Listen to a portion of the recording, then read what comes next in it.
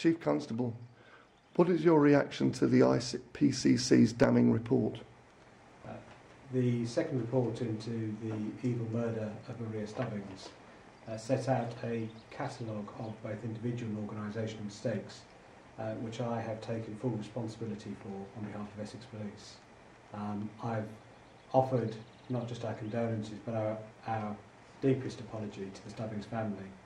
When Maria Stubbings needed us the most, there was an insufficient response to her, and that ended up in the ultimate tragedy. You say it was a catalogue of missed opportunities, human error. How can you stop it happening again? Well, what we must also consider is this tragedy happened in 2008. Various learning was put in place, as I understand. Further tragedies have taken place. We've had both two IPCC investigations into murders that were not properly responded to, and we've had other murders of women in domestic abuse relationships. Since 2011, Essex Police have put a range of different safeguards in place in terms of better use of police intelligence, in terms of more informed risk conferences, in terms of 98% of frontline officers are now trained in delivering those risk assessments. But I'm still concerned that we have more to do.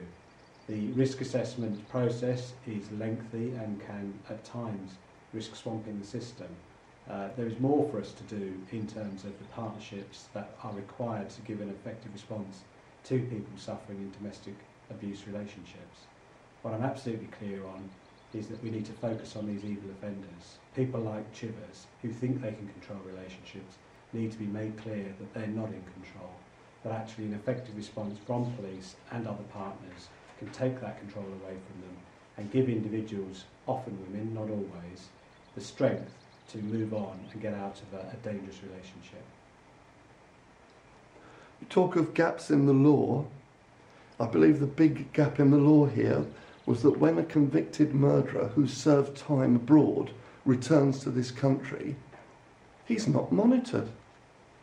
Is that correct? That is correct. There are gaps, but what I don't want to do is try and defend what actually took place. After his first arrest, we then became aware of his background. We need to take responsibility for how we managed the risk once we knew that he had murdered a partner in Germany.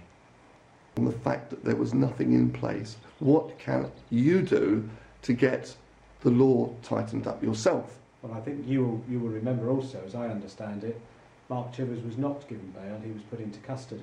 He then served a sentence for the first crime that he'd been convicted of in relation to Maria. What then took place was, following his release from prison, a failure to identify that he was continuing to try and manipulate and control Maria Stubbings, and actually an incomplete care plan for her and her son, and we take responsibility for that. In terms of the law, we also need to be more innovative in the way that we use them on occasions. There is legislation available following the 2004 Domestic Violence Act, and there is other legislation which we can use to give women or men suffering domestic violence relationships the confidence to come forward. But how do you legislate for human error and the fact perhaps it said this happened over Christmas when there was overlapping staff on holiday that were key to protecting her? How can we guard against human error, especially in the light of the cutbacks, multi-million-pound cutbacks?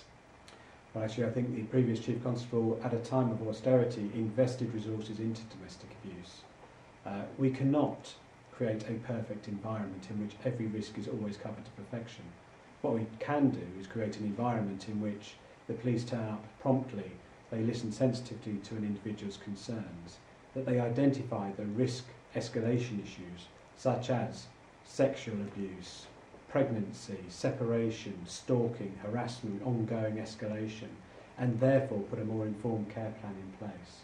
What I'm not guaranteeing is that violent individuals in domestic relationships behind closed doors won't continue to abuse their partners. What I am saying is that Essex Police, through me as the Chief Constable, have a commitment to the most junior levels to ensure our response improves. Chief Constable, you've only been in the job a short while and you're in front of camera apologising on behalf of Essex Police. Will this happen again? If we don't get it right, what the people of Essex want is a Chief Constable with the humility and sensitivity to apologise when they need to.